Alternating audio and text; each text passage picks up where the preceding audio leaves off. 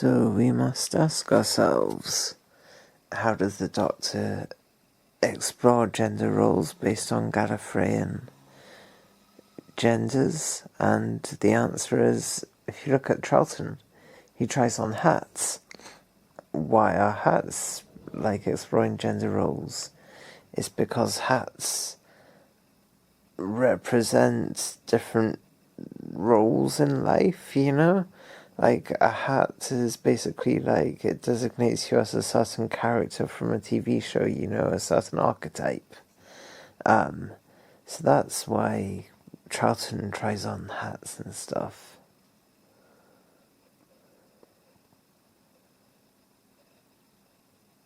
I wonder if a lot of Doctors stick with the same outfit just in order to try a particular role for a while. Whatever, no, forget that. Okay, let's talk about transness in classic Doctor Who, specifically transness of the Doctor. Alright, so in the 10th planet, the Doctor is told right to his face, "I don't like your face, nor your hair." Now, given that, at the end of the story, the Doctor regenerates and never really gives a good explanation. He says, his body's wearing a bit thin and stuff. But, what kills him? Every other time the Doctor dies, something actually kills him. So, what is it? I believe this is a voluntary regeneration, a bit like Romana. And he regenerates at the end of the 10th planet because he was told in that story, "I don't like your face nor your hair." Otherwise, I don't know, we're not really given a reason for him regenerating. So, I think the Doctor's been made dysphoric about that. Although I haven't really checked his through with Twice Upon a Time to see if it checks out, but whatever. Anyway, the Doctor regenerates into Troughton, but what if the body dysphoria is more than just about your body? What if it's about your gender, Doctor? Alright, so in Troughton's second story, The Highlanders, he disguises himself as a woman during episode 2 and episode 3. Polly tells him that the dresses suit him in episode 3, and he calls her a saucy girl. So, is Troughton a lesbian? But I think the more interesting thing is, why does he call her a saucy girl? Maybe the Doctor feels more sexually comfortable as a girl. And so being referred to as a girl it gets sexualized in his mind. Because as a girl is the only way that he's willing, he's interested in having sex. Maybe this is why the Doctor is, functionally asexual. Because they never feel gendered right. They never properly get acknowledged for the gender that they are.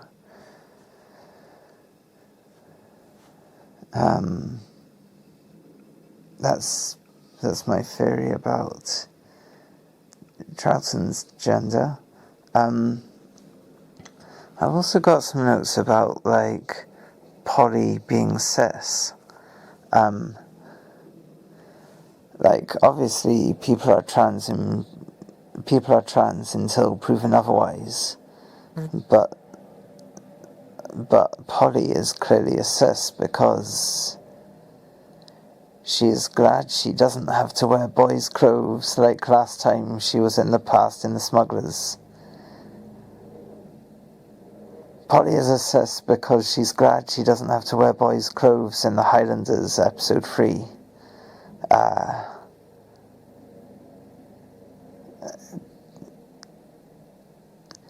She says she's glad she doesn't have to wear boys' clothes like last time. Last time being when she was... Right, she says she's glad she doesn't have to wear boys' clothes like last time she was in the past, which was in the Smugglers. So she doesn't like boys' clothes, so therefore, like, a cis. But wait, no. She's not a cis. Because she says to the Doctor in the 4th episode of the Highlanders, I liked you better in your dress, Doctor. And the woman she's with says, you made a good granny. So, like, everyone can see that the Doctor is a trans woman, regardless of the attitudes at the time. Because, like, Polly's 1960s attitudes. And the woman who's... Whenever the Battle of Culloden happened... So, like, it doesn't matter what your age, how recognised trans people are. Everyone can see that the Doctor is a woman. Anyway, I've got a note here saying that maybe it implies some level of gender fuckery that both Polly and the other person are into.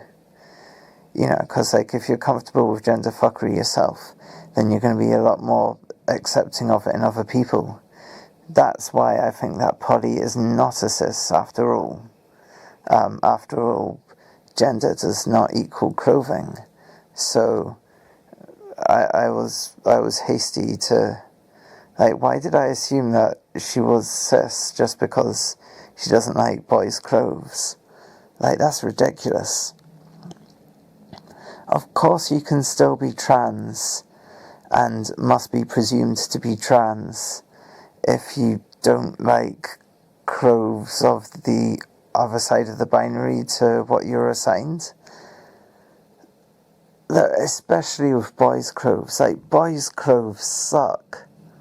Girls' clothes are so much more interesting. There's so much more you can do with them. It's great. Boys' clothes are just so uninteresting and bland most of the time. Like... Yeah, no, it doesn't fucking matter whether you're cis or trans. Everyone should like girls' clothes. Anyway.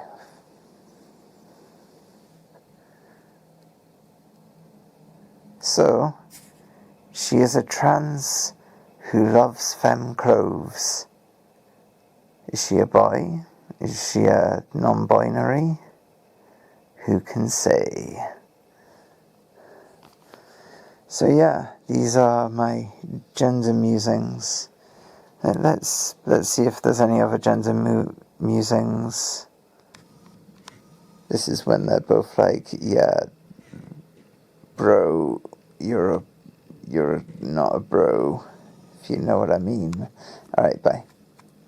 Right, so maybe, like, being a man is the Doctor's, like, is the biggest part of the Doctor's gender, but because he's, like, always hanging around humans and Earth and stuff, like, in the UK, we've been repressing the lesser aspects of the Doctor's gender.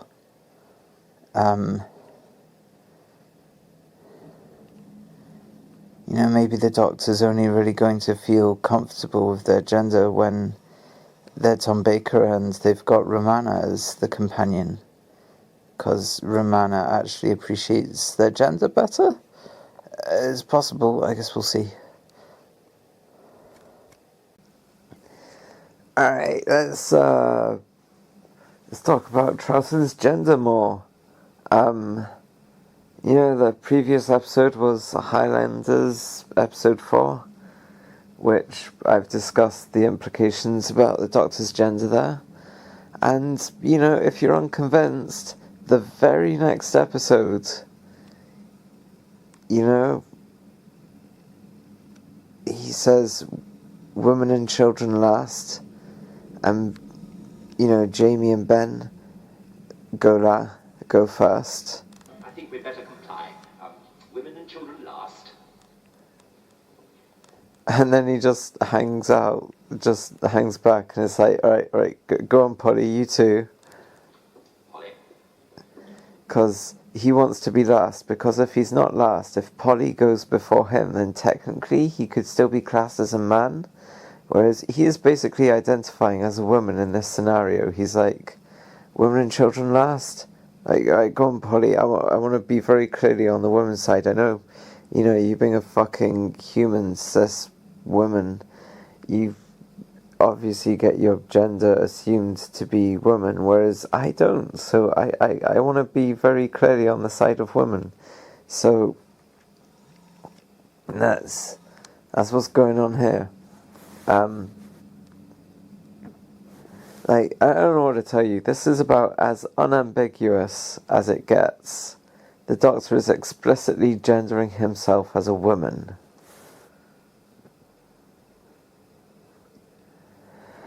And you gotta wonder, perhaps the Doctor always feels as close to womanhood as he does to manhood. Because if you think about it, our gender binary doesn't, why would it map onto Time Lord's gender, So, yeah, I think the Doctor's just kind of getting a bit sick of being only treated as a guy, getting some gender dysphoria. Maybe he's a woman. Maybe he's a woman and a man. Who knows? Maybe he's fucking gender fluid. I don't know, but whatever is the case, this guy is not cis. That's the only absolutely clear thing we have about him. So, see you next time, probably in the next episode, because we're just doing, this has been 4 episodes in a row where there's gender stuff with the Doctor. So, I can only assume next episode's going to have some interesting gender stuff too, and I cannot wait. See you then. Alright, so this is the next episode, and I'm counting this hat moment as a gender moment for the Doctor. He's just been given priestly robes, and he's just as soon as he puts the hat on, he's like, how do I look? The person's just like, what? And Charlton's just like, oh, never mind. Poor Charlton. So I believe that Charlton's Doctor is kind of, especially at least in the earlier stories, he keeps looking at hats and being like, I want to try that hat on, and he keeps trying on different hats. And why does he do this? What if these hats, trying on different hats is somehow the Doctor doing gender exploration? And it's kind of flown under the radar, because this isn't gender exploration. This isn't gender exploration done by, a human. It's gender exploration done by a Time Lord, a Gallifreyan.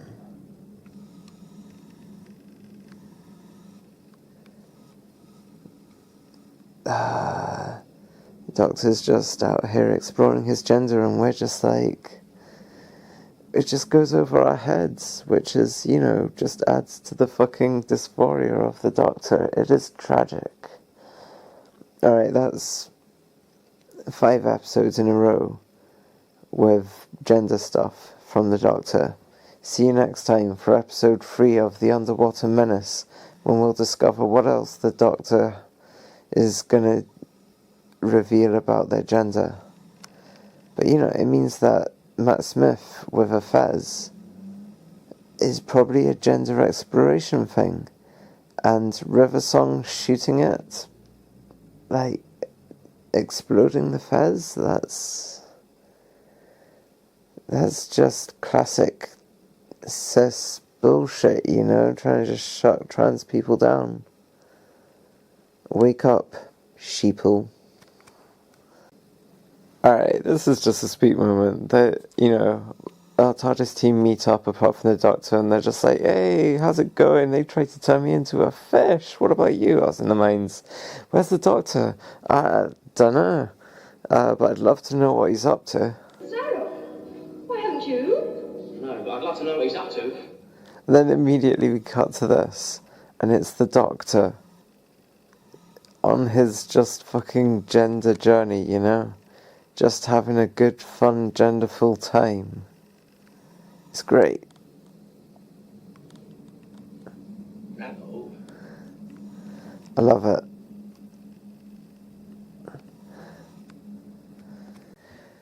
Alright, so the streak has ended, but in the Macra Terror Part 3, everyone else gets given a mask, but the Doctor, and the Doctor's just like, but I wanted a mask. And like the mask is it's like a gas mask, you know, to protect yourself from the deadly gas fumes. And the Doctor clearly doesn't want a mask because of that, because I think he's staying away from it, because of, yeah, he's the supervisor, he gets to stay out of it. But, like, everyone gets given a mask and he gets given a clipboard and he's like, but I wanted a mask. And it's like, okay, so Gallifreyan gender gets toyed with via hats and masks, apparently. Maybe, like, Gallifreyan gender is mostly toyed with via, like, the head, but not, like, with makeup and shit like that, by, like, hats. So, yeah, yeah, that's so cool. So, like, Jodie's earrings, or whatever they are, the kind of ear jewellery, that's Gallifreyan gender play. Most intriguing. See you later. Alright, I've been doing a bit more thinking about Gallifreyan perspectives on gender. Alright, so in Series 10, Missy labels Bill exposition and Nardole comic relief. And when they contest that, she's like, darling, those are genders. So what does that mean for Gallifreyan gender? Because it kind of frames their gender as if they are some sort of, as if they're television roles. And you think, well, didn't Tennant say that the Time Lords are sworn to watch over the universe and never interfere?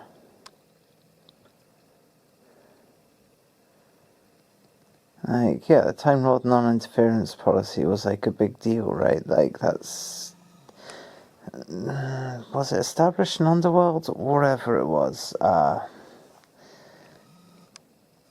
Makes you wonder if the Gallifreyans basically watch over the universe as if the universe is some big TV program that they while away their days watching. Then their concepts of gender are perhaps rooted in what people people's roles, as if in their lives were they to be seen on telly.